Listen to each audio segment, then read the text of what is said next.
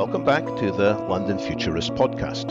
In this episode, we return to the subject of whether AIs will become conscious, or to use a word from the title of the latest book from our guest today, whether AIs will become sentient. Our guest is Nicholas Humphrey, Emeritus Professor of Psychology at London School of Economics and By Fellow at Darwin College, Cambridge. His latest book is Sentience, the Invention of Consciousness, and it explores the emergence and role of consciousness from a variety of perspectives. This book draws together insights from the more than 50 years Nick has been studying the evolution of intelligence and consciousness.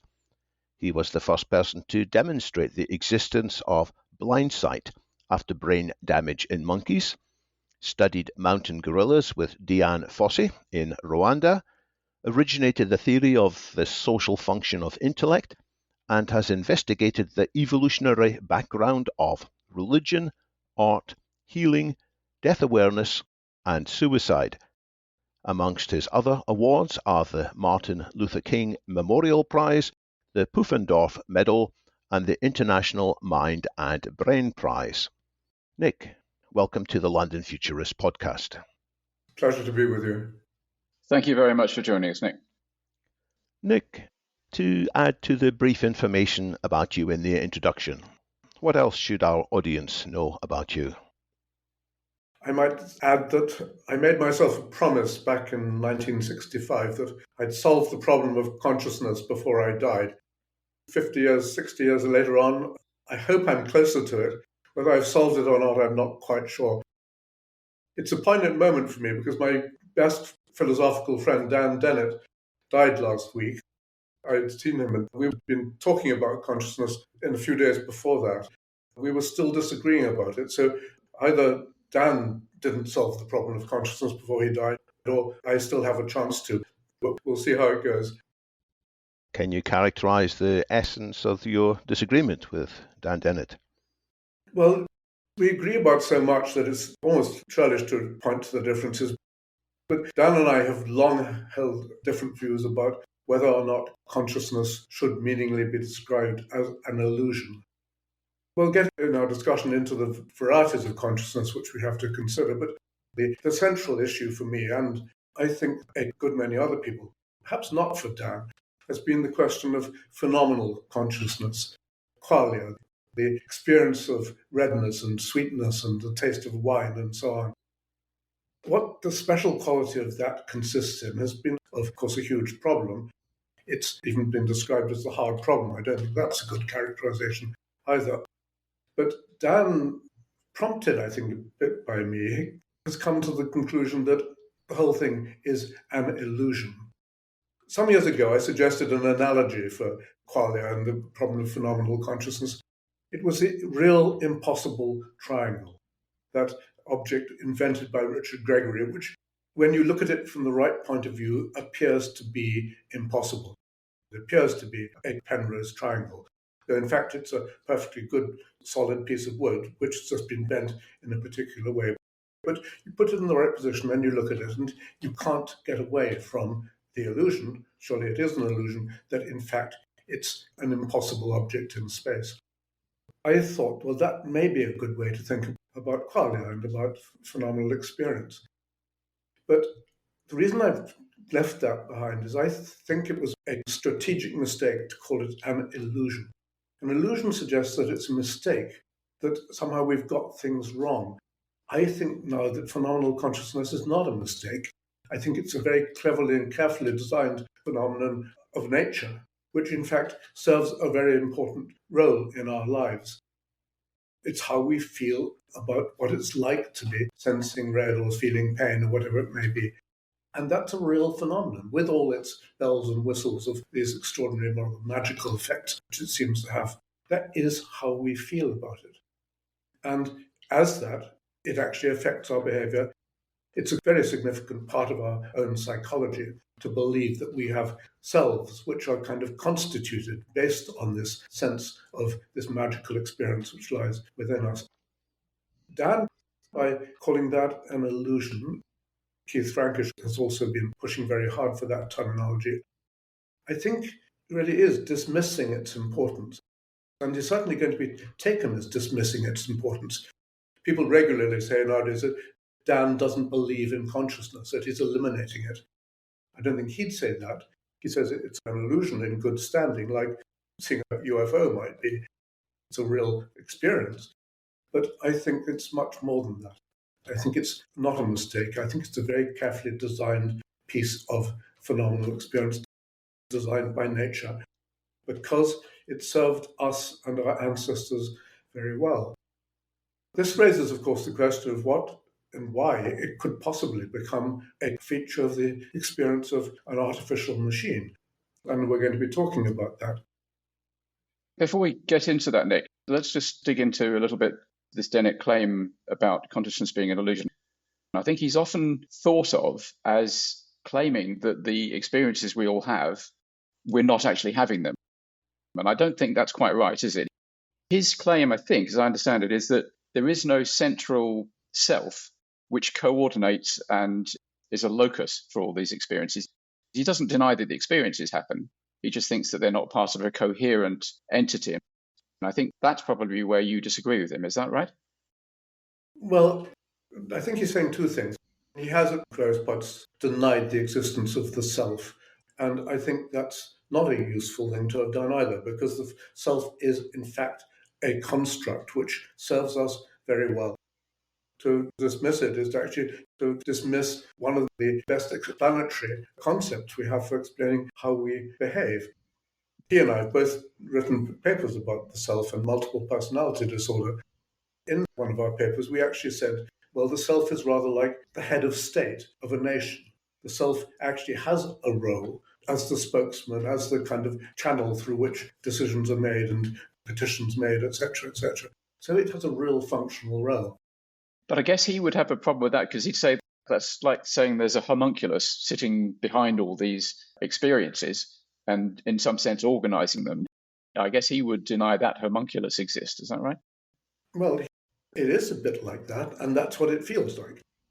Dan might deny that there is a place in the brain which actually carries out this operation, but altogether the brain and its software are creating this sense of self. And as I was saying before, it's something which really plays a central part in our lives and in the lives, I'm sure, of many animals, potentially in the lives of machines as well. The other issue, though, about illusion is to do with the question of what's the content of the way we represent sensations when we think of them as having these qualia properties. The crucial issue is representation. Dan and I both agree that we represent the redness of a tomato or the painfulness of a bee sting or whatever as having certain very special properties. But they are representations. That's all they are. They're ideas in a way. They're not real things beyond that. And Dan says that because they are mere representations, they don't actually have any ontological status as existing. I want to say no, not at all. They exist precisely as representations. And it doesn't mean the brain actually has these properties. Brain doesn't have phenomenal properties in its own right, but it represents the world or our experiences in just the same way as a written text can do. Let's take the example of a novel written on and presented on paper. Moby Dick, for example. The text of Moby Dick is a perfectly ordinary physical thing in its own right. But when we interpret it as having qualities which don't exist in the text. There's nothing white or whale-like about the text of Moby Dick. That exists in our ideas, which we derive from that text. And I see the brain as providing us with texts like that, which we, I'm going to use that term, we ourselves read, interpret as having these properties. And we live in the world of representations. They're what drive our behavior. They're what are psychologically significant to us. So I'm going to insist, as I wouldn't in the past have done, that actually qualia are real. I am a realist about these things in a way which distances me from Dan. It doesn't take me very close to other philosophers like David Chalmers or others who think that qualia exist in a quite different sense, that they actually are properties of the physical universe. To my mind, crazier and crazier theories are increasingly gaining ground. Integrated information theory, Carl Friston's free energy theory, and so on, which somehow want to get back to the very old and I think very wrong idea that there is an identity between brain states and phenomenal states of experience, that actually the process in the brain is in itself red or painful or whatever it may be. I found that theory going right back 100 years or more. You can read in the Encyclopedia Britannica. It's the theory that consciousness is inherent, an essential property of physical matter. I quote it in my book Sentience because it's a fine example of a bad idea, that there is an identity between physical matter and phenomenal experience. That's not the way it works. Physical matter represents phenomenal experience, and that is not the same as an identity. People like Christoph Koch and Tononi and others putting forward their apparently very fancy mathematical theory of consciousness, integrated information theory, are explicit that there's a one-to-one mapping between the information fields being created in the brain and the properties of phenomenal experience. I think that's just a conceptual mistake. Ryle would have called it a category mistake. I can already predict, as a futurist, that we're not going to have anything like enough time to do justice to all the fascinating topics you have introduced. I can point our listeners to your book, Sentience, where I know you spent a fair bit of time and some care in many of these topics. So you have your own views there and your analysis on some of the points we covered. What I'd like to turn to next is some cases where there is sensory experience without senses or without qualia. The case of blindsight, for example, which is one of many bits of evidence from biology that you feature in your book, which gives it a very useful angle, in my view, into making sense of consciousness. It's not just a philosophy tome, it's very much a book about nature and about evolution. Blindsight is cases, which you might explain a bit further, when there are some animals, maybe even some humans sometimes, that do see but aren't aware of the seeing. So there's no qualia associated with the seeing. And it gives them knowledge. It gives them information about the world. Why, if we can sometimes learn about the world without qualia, why do we other times need qualia? Exactly the right question. But there's a whole lot of others packed in there. Blindsight, which was a phenomenon I discovered to my great surprise when working on monkeys in the Cambridge lab in 1964-5, is the quite unexpected ability of monkeys who have had the visual cortex removed. That's the primary cortex at the back of the brain. And therefore, you might expect her to be blind. And in many studies it apparently showed they were blind. It's the ability, in fact, to recover vision, useful vision. Now, the physiological basis of that is that they are using the ancient visual system, which is still intact in the brain of a monkey whose cortex has been damaged.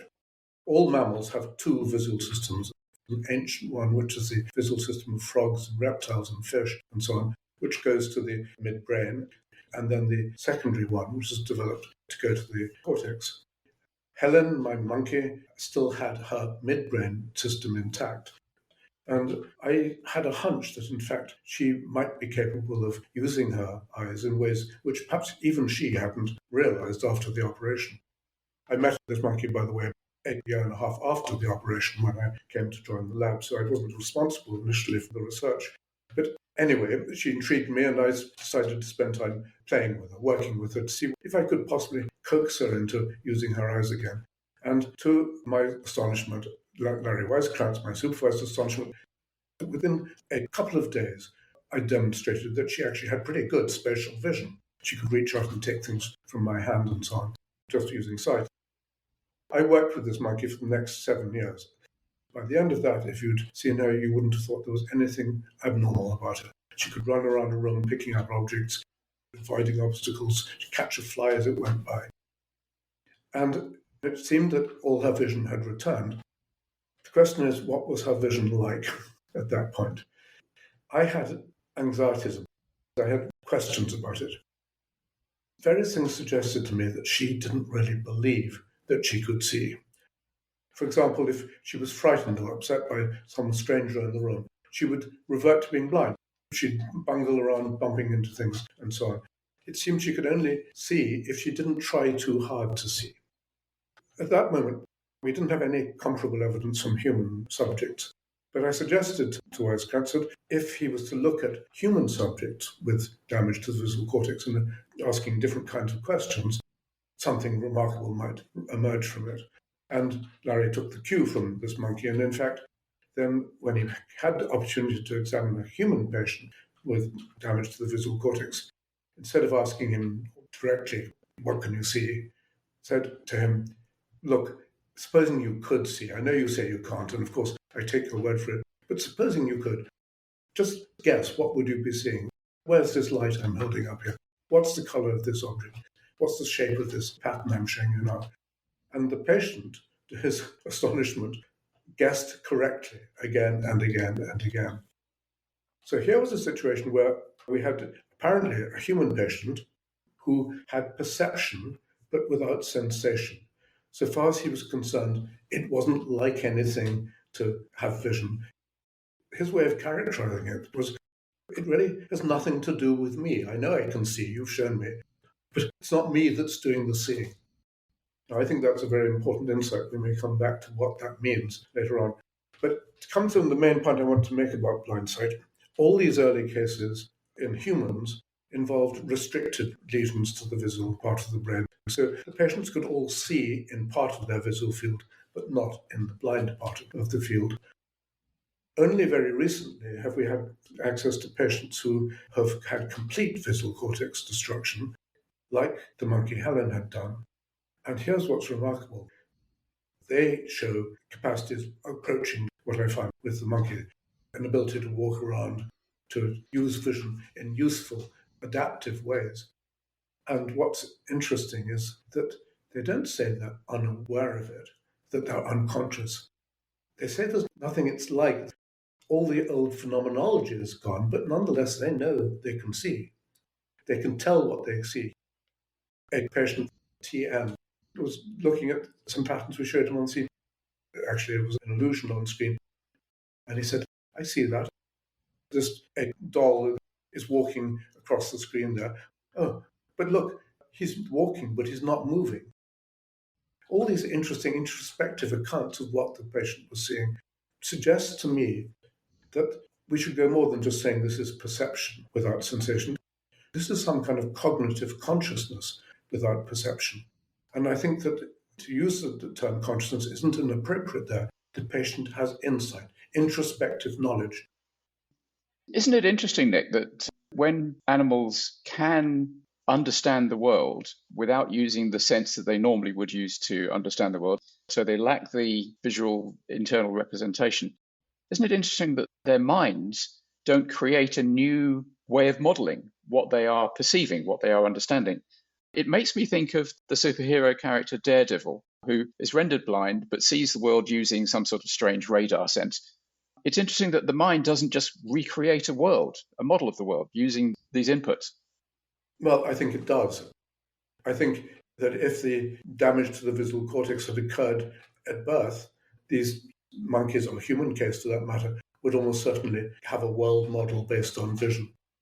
But it's when it happens later in life that it's so different and so surprising that it's much more difficult for the subjects to get their mind around it. But come to most animals, I think most animals have blind sight. I think that insects, most fishes, or probably all fishes, cephalopods, including octopuses and so on, they have a visual world, but it's a form of blind sight. I don't think they have phenomenal experience of vision, anything like that we do. And indeed, I don't think they are sentient. So this is a very important point to make when we come to thinking about developing artificial intelligences. Because at the moment, there's every reason to think that they will have vision or hearing or touch or whatever, which to them is like the experience that other non-sentient animals have.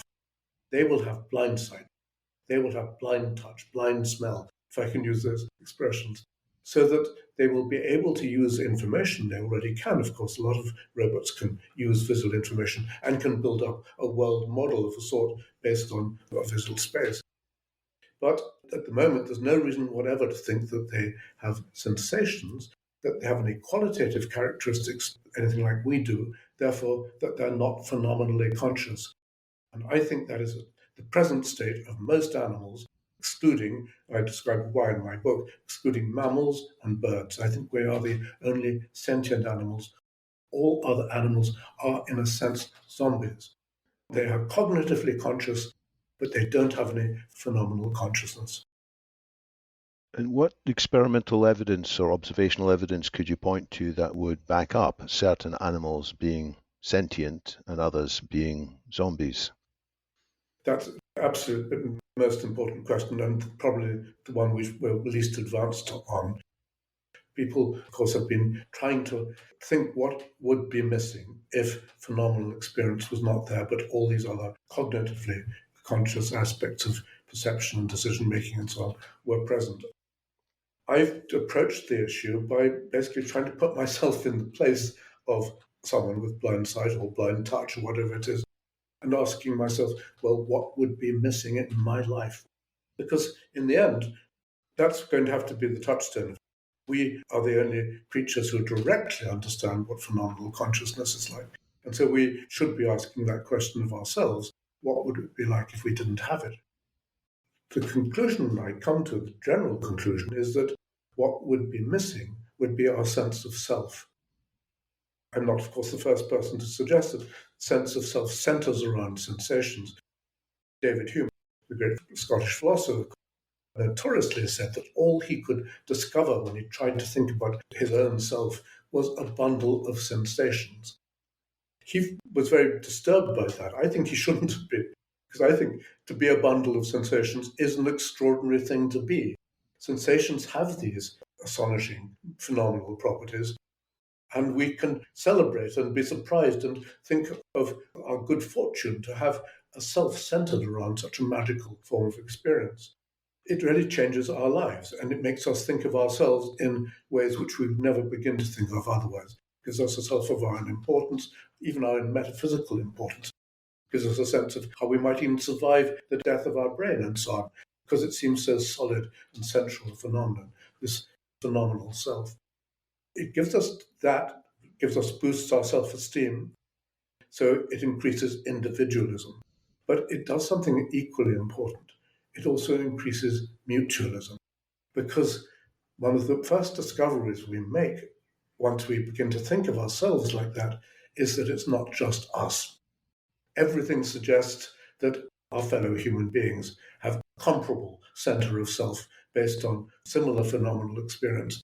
And that gives us a hugely important lead into what it's like to be other people. It enables us to mind read, it enables us to connect in ways which are crucial to the development of higher forms of social life. So that's what I think the function of consciousness is. At the moment, we aren't even beginning to build that into machines. Maybe we might be able to later on. But the particular manifestations are going to be tricky to argue for, because there could always be some other way of accounting for them.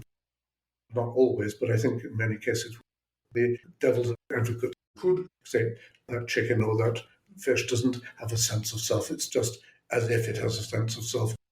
It's pretending in ways which correspond to the ways which we do, but it hasn't got the central phenomenon.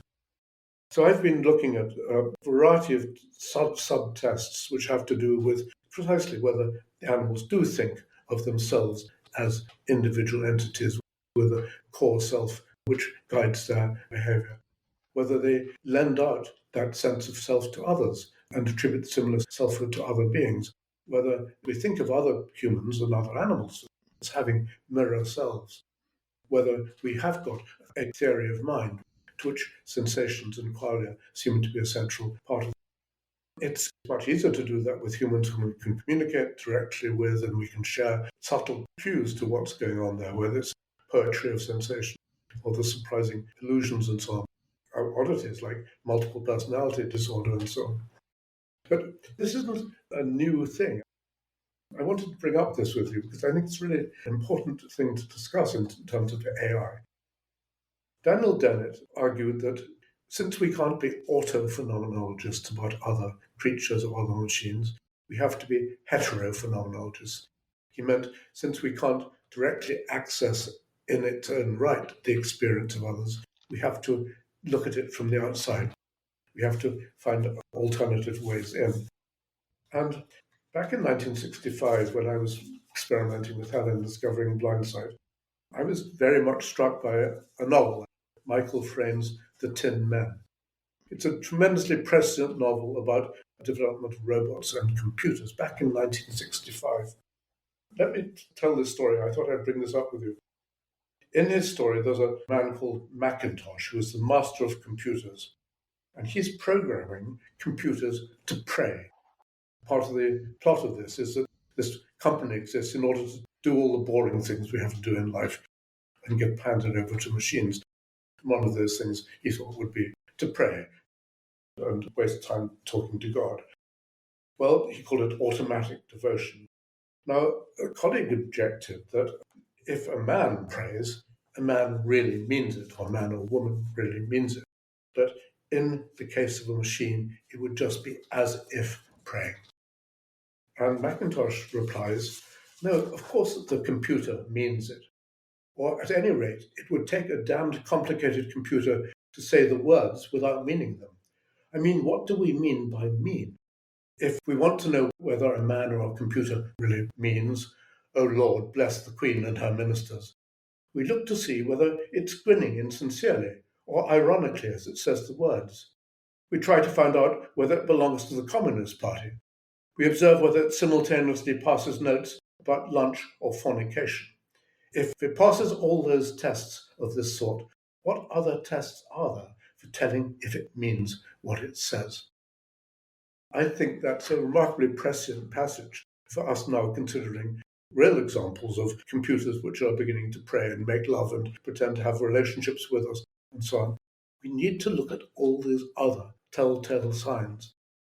It's going to be an inventory of them, none of which will be conclusive in its own right, but all of them will add up to show that these machines, if they are machines, are behaving in a categorically different way to the ones who haven't made it to this having this sense of self.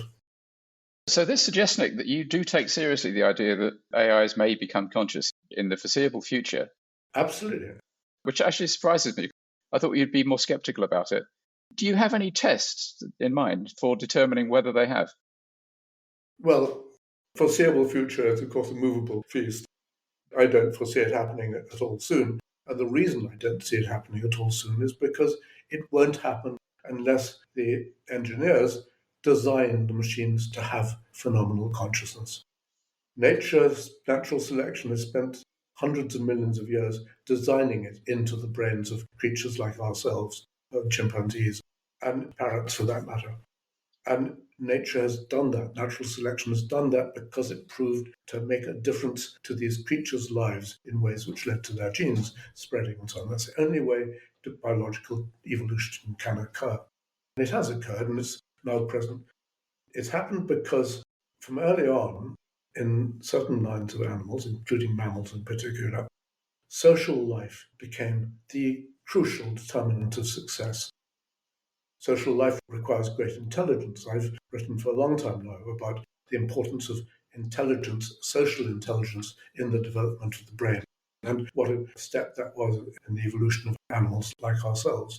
It enabled us to take off into realms of culture and in freedom and so on, which are just not available to animals who can't rely on passing on knowledge through society and settling quarrels, etc., etc. As of now, no one thinks about computers or robots in those terms, though they are beginning to. Of course, we're already beginning to get rather toy examples, companion robots and so on. But even large language models are having to at least pretend to understand other human beings. And for that, as they get better at it, they will have to become, as humans and other animals have done, they'll have to become psychologists. The crucial step in the evolution of the human brain for phenomenal consciousness was the evolution of what I called natural psychology. I mean the ability to get inside the heads of other creatures like ourselves. In which case, Nick, why don't you think that that will happen fairly soon? Because as you say, LLMs are already being used as therapists. They are having to become psychologists, and they would do their job better if they had representations of what's going on in our minds, wouldn't they? Well, they would, but I think that the way we have done it required a particular evolutionary trajectory. I think there will be quite a number of ways of becoming psychologists. In order for sentience to be crucial at the center of it, it's going to have to happen something like in the way it's happened in our own case. And I think it's going to have to come through an elaboration and an improvement, not just a quantitative but a qualitative improvement in the nature of sensation and how we feel about what it's like to be us impacted by the world and what it's like to be me and how I feel about it. The trick which nature has come up with, I've told the story in some detail. I think there is an evolutionary trajectory we can plot, which goes from having just plain vanilla sensations to having ones which have phenomenal characteristics. I've talked about this from going to the stage of nothingness to somethingness in the way we see and feel pains and so on. It's worked for us with Nobizon. It's been an astonishingly successful invention, as I see it. We could, in principle, build exactly the same kind of software and hardware to go with it into the brain of a machine. At least we will be able to soon enough, I think, once we find out more about how it's actually done in humans. I've got some specific suggestions about that. So that might be the way to go for AI, to steal a leaf from nature's book and to do what's already proved so successful. It's going to require some very clever engineering, and the initial payoffs will not probably be very great. But it would require a dedicated team who knew what they were doing and actually bought into something like my own theory of how it's arisen in ourselves. So the engineering of biomimicry might be part of the solution. Absolutely, yes. But the problem at the moment is that I think most software engineers, AI people in general, I think have not taken on this view of consciousness.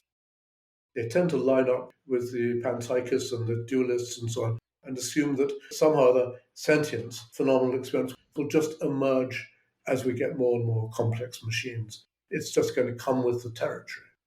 There's no reason to believe that whatever, but it's a belief people cling to.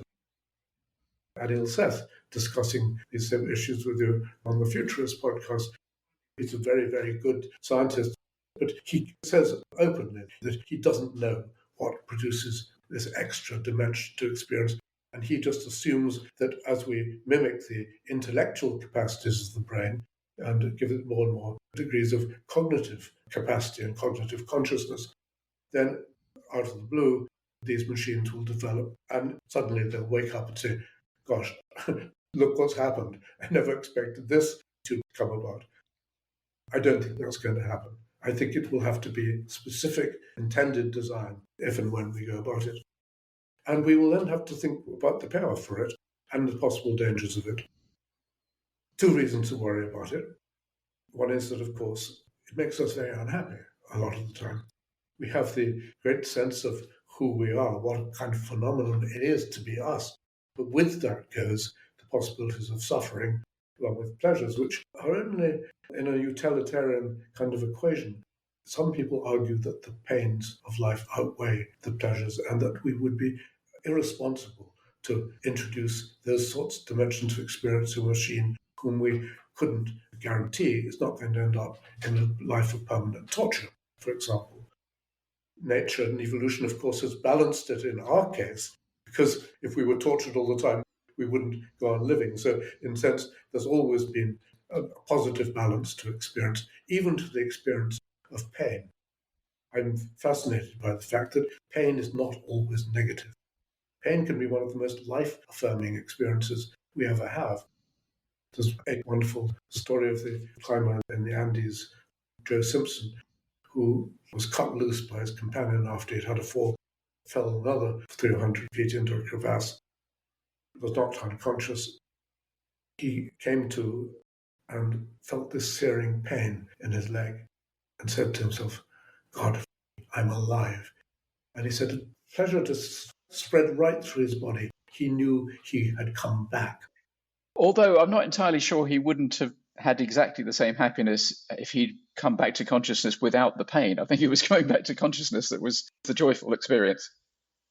I don't agree about that. I think that if he'd just recovered blindsight or blind pain or whatever it is, it wouldn't have had the same effect. Intensity. Yeah. But of course there are dangers in giving sentience to machines which we don't know just what the hedonic equation is going to be. But there are obviously really important possibilities it will open up that could make machines companions to human beings of a kind at the moment they're not going to be able to approach. And also, there's another consideration, and I don't know whether you would take this seriously, that if machines are conscious, they will understand what our consciousness is much better than if they're not. And that may give them an appreciation for our consciousness. And in the future, it may become extremely important that machines are benevolent towards us, that they are well disposed towards us, and that might help. Yes, Tom, absolutely, I agree. It might lead to them being awe-inspired by the phenomenon which they share with other sentient beings like ourselves. And I agree, it could be very important, both to the sense of they have of their own purpose in life, but also the way they want to foster the project of human beings whom they believe they share their brothers in consciousness to. We already see the other possibility that we will attribute consciousness to creatures and machines which don't have it, and that could be a real problem for future development of society. That's definitely happening already quite a bit. Yeah, I mean, if we start worrying about machines which we have no rational reason for believing actually are sentient, except a kind of, let's give them the benefit of the doubt, and it gives us a kind of warm, fuzzy feeling to believe that robots might be sentient like we are. It's the kind of thing which we already have to many animals who I don't believe are sentient. A group of philosophers wrote a paper recently saying there was at least an 80% chance that insects are sentient, and that would be a reason for not engaging in mass farming of insects for human consumption. Now, farming of insects for human consumption may in fact be a crucial step in the development of human civilization, a good way of getting away from farming sentient animals for human food. But at the moment, I think there's no reason to believe that locusts, for example, are sentient. I'm a minority there. Lots of people think they are. Nothing in their behavior suggests that they have a sense of self. So a vitally important development is going to be to develop a test for consciousness in AIs. Yeah. Have you made any headway with that? No, at the moment, I don't think we have or are going to have. I think at the moment it's going to depend on the balance of probability as a result of our interactions with them. It'll depend on the creativity these machines show in directions which would indicate that there's something very special going on inside their heads, which in a sense they want to fathom. If they start asking questions about the hard problem and so on, that would of course be an interesting development.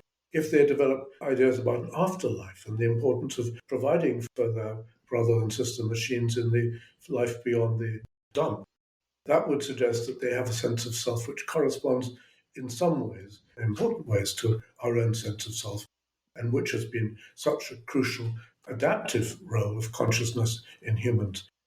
The sense of an afterlife, often people misunderstand when I say this, our belief in an afterlife has been a very positive force in the development of human societies, and I think is still crucial to many of our endeavours, even if that is an illusion. There's no reason, I think, to believe rationally that sentience can survive the death of the brain, but it's difficult to believe it can't. I mean, I've often argued that actually belief in an afterlife is entirely rational. We've experienced it again and again in our own lives. Every time we go to sleep, we wake up without fail, and here we are back again. The same self, the same memories, the same appreciation of colours and lights and sounds and so on. But that's because we have a fully functioning brain which is supporting those perceptions. Absolutely, yeah. But it'd be very entirely reasonable that we should think that if and when we go to sleep in death, we would have a similar sort of revival. And that is exactly how many people think about it. I'm not sure I agree with that, Nick. That sounds a bit like saying, I get in my car and over again it takes me to the shops and back, and then I take it to the junkyard one day and it's completely smashed. But the next day I think, well, my car keeps taking me to the shops, I'll just hop out and go to the shops in it again. But it's gone. Well, except that you know how cars work. If it was a golden coach, which turned out from a pumpkin, you might have a different idea about it. In a way, lots of our bodies, we feel about like that. We have no idea why they work, how they work, what they do. Many people believe that consciousness isn't really to do with the brain. It just happens to have a contingent association with it. They believe in telepathy and so on. They believe in dreams in which we leave our bodies. They believe in all sorts of spooky phenomena, which mean that there's certainly not that close-knit correspondence with physical brains.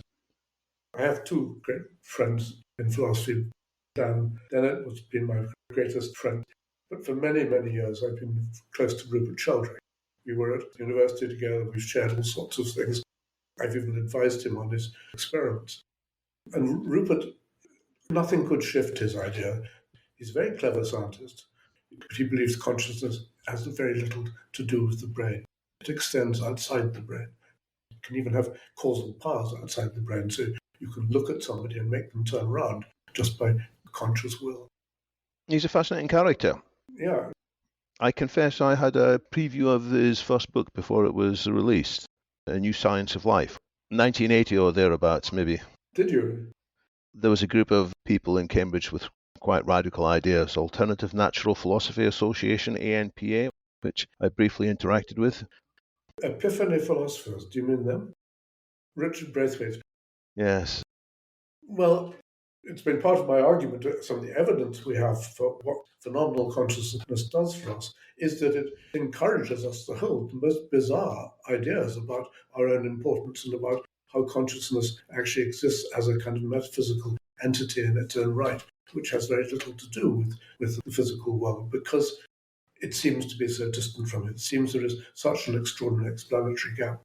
I've argued in the past that the hard problem of consciousness is a deliberate contrivance of natural selection. We've evolved to believe we can't be understood, that the brain couldn't actually be the seat of consciousness, because it makes this phenomenon even more important. Consciousness is an enigma, and we are the very center of this enigma. For many people, that way of thinking is actually rather crucial to their sense of where they belong in the world. This has been such a fascinating conversation, but I would like to try and squeeze in one question about the future. Do you think that in the next 3 to 5 years we're going to have changes in the public conversation about consciousness? There will be changes in how many philosophers sign up that insects are conscious, for example, or will there be insights from AIs themselves teaching us new things about consciousness? I'm quite pessimistic, if you want to know. I think thinking around these areas has been going backwards in many areas. 30 years ago, people had sorted out some of the basic how to talk about consciousness, how not to get deceived by language, how not to fall into the traps which Descartes and everyone else have been involved with for centuries. Daniel Dennett was one of the leading proponents of this, and he talked a lot of very good sense. It's been forgotten. All sorts of crazy ideas have stepped back into the mainstream, and they're very difficult to shake off. So I think that we're certainly going to have people arguing on what they will think are rational scientific grounds that creatures like insects have sentience. They will certainly argue that machines are on the verge of developing sentience even as they are now, just by becoming more complicated, by having even larger training bases or whatever. Consciousness will evolve mysteriously. I said I want to solve the problem myself. I don't want to die frustrated by thinking this mystery is going to persist forever. But it's certainly going to persist beyond my death.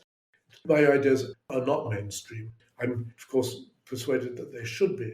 But there's a lot of resistance out there. And I and others who think like me have got a lot of work to do still.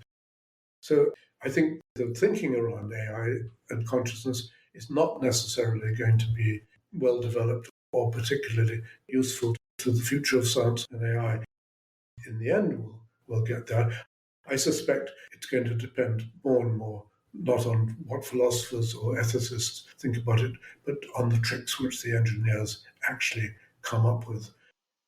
On that point, Nick, I think we really must draw a close. It's been absolutely fascinating. We could go on talking about this all day long, and then I hope that we may be able to tempt you to come back on the show. Mm-hmm. But for the moment, I really think we should end it. Okay. And thank you very much for joining the London Futurists podcast. Thanks again. And we'll point people to your book where at least some of these themes are developed in considerable more detail, and at a recent lecture you gave at the Royal Institution, which has some rather lovely videos of animals seemingly sentient. Thanks again.